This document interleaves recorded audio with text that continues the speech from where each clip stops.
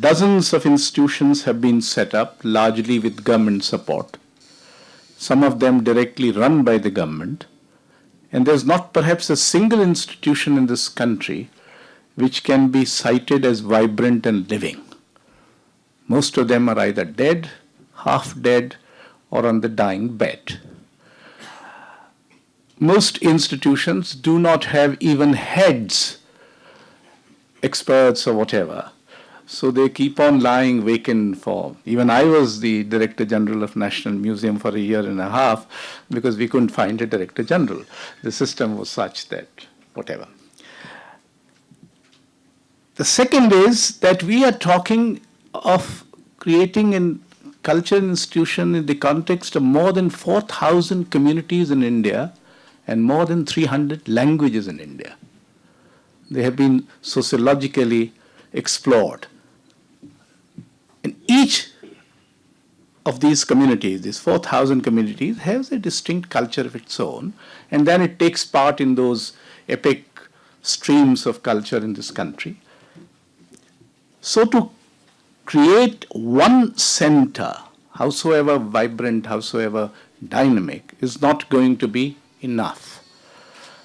It has to be this culture did not have the kind of centrality that has been enjoyed. We have been a multi-centered culture.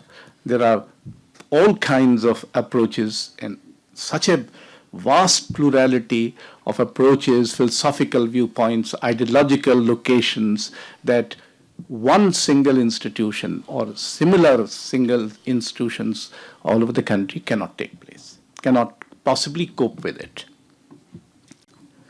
The legal structure, which Neville Tully talked about, has certainly been one of the most limiting factors. But as Kalyan was saying, that if you look at the objectives of these institutions, they are the finest possible objectives that an institution can think of. And yet, they have, in their performance, seriously deviated from those objectives and created these hypocrisies that Neville Tully talked about. So I think time has come when an alternative legal structure should be thought of other than a charitable trust or a registered society. And if the corporate entity can do other things, why can't it also create a culture which is as a corporate entity? In terms of government, there are many things which once upon a time were thought had better be done by the government. Now the experience that we have a UPA government which is just not interested in culture.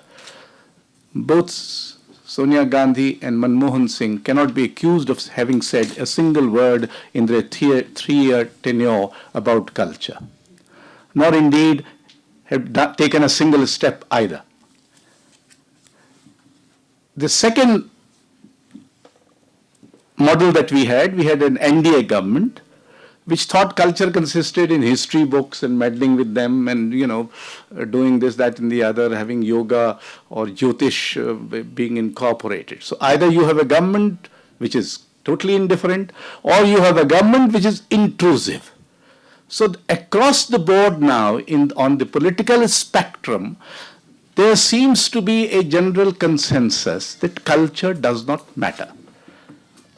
This is not a conscious decision that culture had better be left to the people and to the public-private partnership and this, that, and the other. These ideas are not there. It's just a total sort of ideological decision, just as there is an ideological decision, consensus, that everything has to be given over to the forces of globalization, and therefore the question is whether you open the door or the window or the room or whatever.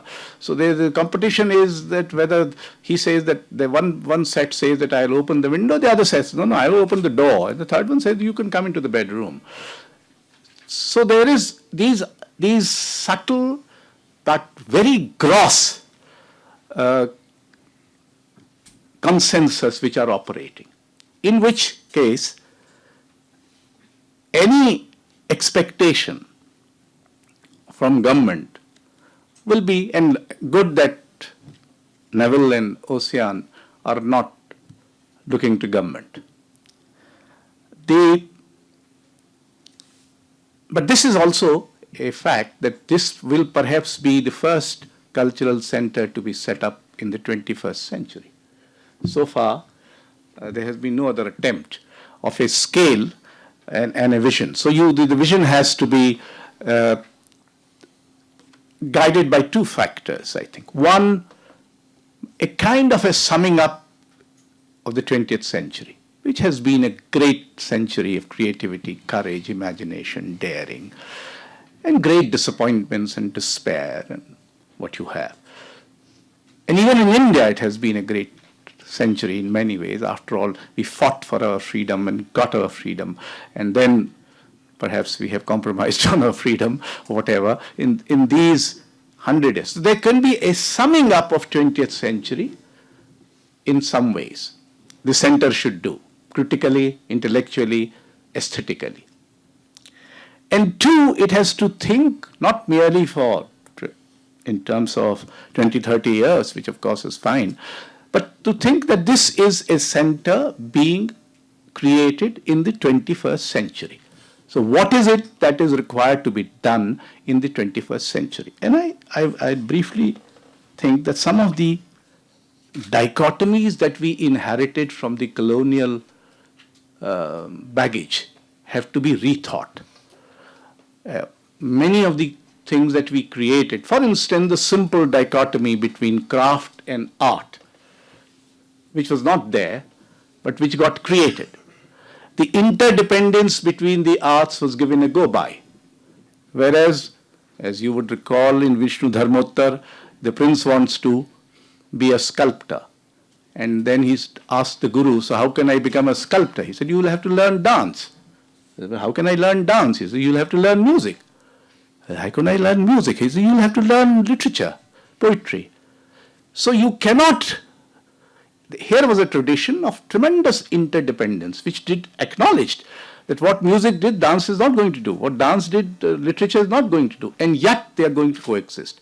But somehow this intervention of modernity, the West-propelled modernity, created a dichotomy. So music and dance, particularly the classical music, classical dance, went one way, and theatre and literature and visual arts went the other way. So now there are dichotomies of these kinds which have to be rethought. And then a kind of a rethinking, not necessarily, you see, it's very strange that now more and more there is such an assault on visual imagination in India. Our visual imagination is under serious assault by all kinds of forces. And there's nothing that any institution can raise its voice or can do something about it. It's not merely interfering with a Baroda student is attacked these are also incidents which are taking place. There is a great deal of violence generated by art, which had never happened before. And it will give an impression as if art has become very, very crucial and the society is concerned and the people who get very excited.